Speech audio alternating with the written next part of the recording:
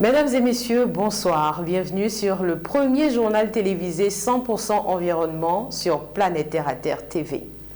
Les forêts naturelles sont des écosystèmes complexes et dynamiques qui ont évolué au fil du temps en fonction du climat, du sol et des espèces qui y vivent. Elles abritent une grande variété de plantes et d'animaux et fournissent des services essentiels tels que la régulation du climat, la purification de l'air et de l'eau, ainsi que la production de bois et d'autres produits forestiers. Cependant, ces forêts sont souvent menacées par des incendies naturels, des maladies et des insectes qui peuvent causer des dommages très importants. Les feux contrôlés, par contre, sont un moyen de réduire ces menaces en brûlant une partie de la végétation à des moments bien choisis. On embarque maintenant pour tout comprendre en forêt.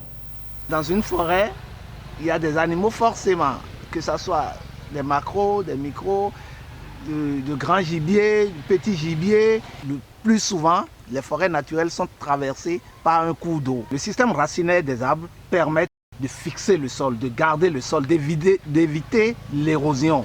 Ici, il y a du feu, il y a eu un passage de feu. Du feu, ce n'est pas feu de brousse, c'est un feu contrôlé, un feu qui est sciemment mis. Et donc, c'est fait pour lever la dormance des graines issues des arbres abattus. Quand on prend les semences de l'acacia auriculiformis, qui est ceci, c'est une semence qui a un peu la peau dure. Et donc, pour pouvoir lever la dormance de la graine, pour que ça germe vite, soit on met ça dans de l'eau chaude, on trempe ça pendant un temps où on fait passer le feu. Quand on fait passer le feu, la chaleur du feu essaie de lever la dormance et quand il n'y aura plus, ça germe vite. C'est à cause de ça qu'ils ont mis le feu pour que la dormance des graines soit levée. Lorsque la pluie va commencer, ça va vite commencer par pousser. Les plantations artificielles sont un moyen innovant de cultiver des plantes sans nécessiter des terres arables ou des conditions météorologiques spécifiques. Dans les plantations artificielles, les plantes sont cultivées dans un environnement contrôlé avec des paramètres tels que la température, l'humidité et la lumière étroitement surveillés et ajustés pour répondre aux besoins spécifiques des plantes. Ces plantations peuvent être utilisées pour cultiver une variété de cultures, y compris les légumes, les fruits, les herbes, les plantes médicinales et même des fleurs. Les avantages des plantations artificielles sont très nombreux. On peut avoir une utilisation plus efficace de l'espace, une réduction de la consommation d'eau et une production sans pesticides ni herbicides. Les plantations artificielles sont également une solution pratique pour les zones urbaines qui manquent d'espace pour l'agriculture traditionnelle. Les entreprises et les particuliers peuvent également utiliser des plantations artificielles pour cultiver leurs propres aliments et améliorer leur alimentation. Avez-vous envie d'installer votre propre plantation artificielle sur l'une de vos parcelles? Cet élément vous servira certainement. Ici, nous sommes dans une plantation artificielle. Artificielle, ça veut dire planter des mains d'homme. La plantation est en train d'avoir déjà 4 ans environ, d'ici 3 ans. Ça peut être déjà très bon à être exploité. Quand un particulier vient nous voir pour dire « Ah, forestier, nous avons de terre, nous voulons le mettre en valeur », par rapport à la zone géographique, par rapport à la qualité du sol, il faut lui conseiller l'espèce qui va mieux réussir et lui donner ce qu'il souhaite. Si même son objectif ne cadrait pas avec le milieu, nous on l'oriente avec une espèce qui pourra lui donner plus de rendement, plus de satisfaction.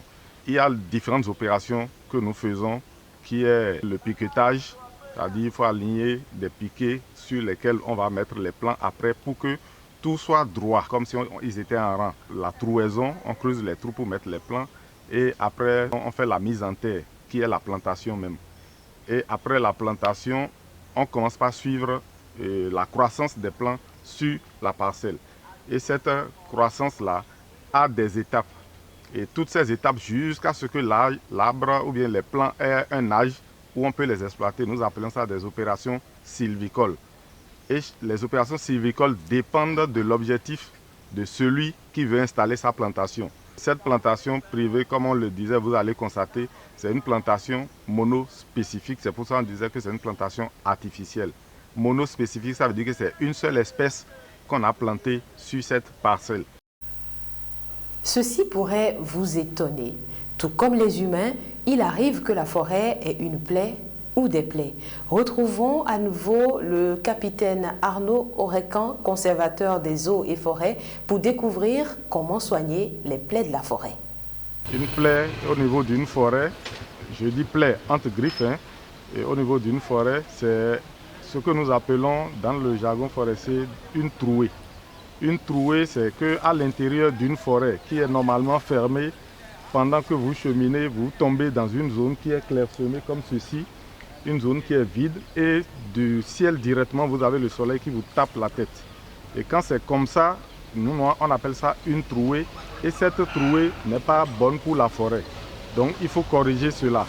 Et pour corriger cela, nous amenons des espèces qui sont identiques aux espèces qui sont dans la zone, et nous les plantons dans cette partie qui est clairsemée, qui est ouverte, et nous entretenons ces espèces-là pour qu'elles grandissent, elles grandissent, elles grandissent, et à un moment donné, au bout de peut-être 3 ans, 4 ans, 5 ans, 10 ans, selon les espèces qu'on aurait mis là, ces arbres-là vont grandir et atteindre le niveau des autres arbres et vont fermer cette partie que vous voyez où le soleil me tape directement. Si vous revenez là quelques années après, il n'y aura plus de soleil là, ce sera fermé et ce sera ombragé comme les autres endroits à côté. Donc la trouée est comme une plaie dans une forêt. Et en tant que médecin de l'environnement, voilà comment nous soignons cela.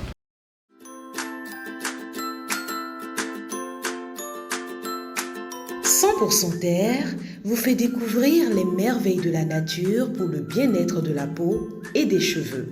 100% Terre, c'est des beurres végétaux, des huiles végétales, des graines et des poudres. Passez votre commande en un clic. «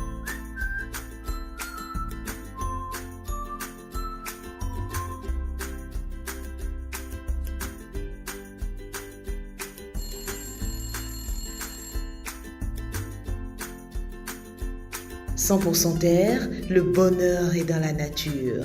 100% Terre, un produit de Terre à Terre Bénin. » Compost. Comment réussir à recycler vos déchets alimentaires? C'est l'astuce écolo de ce lundi. Placer ces déchets dans un composteur ne fait pas du compost, on doit équilibrer la matière.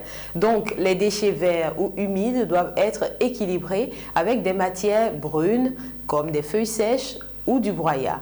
Ensuite, il faut de l'oxygène, donc il faut brasser avec une fourche ou une griffe à main régulièrement. Et il faut au compost un taux d'humidité suffisant. On peut commencer chez soi avec un lombricomposteur dans son jardin si on en a un, mais cela peut être aussi dans son immeuble ou dans son quartier. Les composts se développent de plus en plus dans les villes d'ailleurs. Tout ce qui est issu du vivant peut être composté. Les épulchures de fruits et légumes, les coquilles d'œufs, le marc de café, les filtres à café biodégradables, les sachets de thé sans les agrafes, le papier sopalin, les fleurs fanées peuvent être déposés aussi dans un composteur. Les déchets verts de jardin comme la pelouse ou les pieds de tomates peuvent l'être tout autant. On les laisse donc au jardin. Paillez votre jardin avec vos déchets et gardez les feuilles mortes ou du bois de broyat pour équilibrer votre compost. Mesdames et messieurs, c'est la fin de cette édition d'information, cette session d'information exclusivement consacrée à l'actualité environnementale. Merci de nous avoir suivis, mais ne partez pas si vite, restez avec nous sur l'ensemble de nos canaux de diffusion Terre à Terre Bénin sur YouTube et sur Facebook et le www.planetterreaterretv.bj, notre web TV. S'il vous plaît, abonnez-vous, aimez, partagez et appuyez sur la cloche de notification pour recevoir en temps réel les notifications dès que nous publions une nouvelle vidéo d'information environnementale. Contactez-nous également pour la couverture médiatique de l'ensemble de vos activités liées à l'environnement. Protégez l'environnement parce que l'environnement, c'est vous.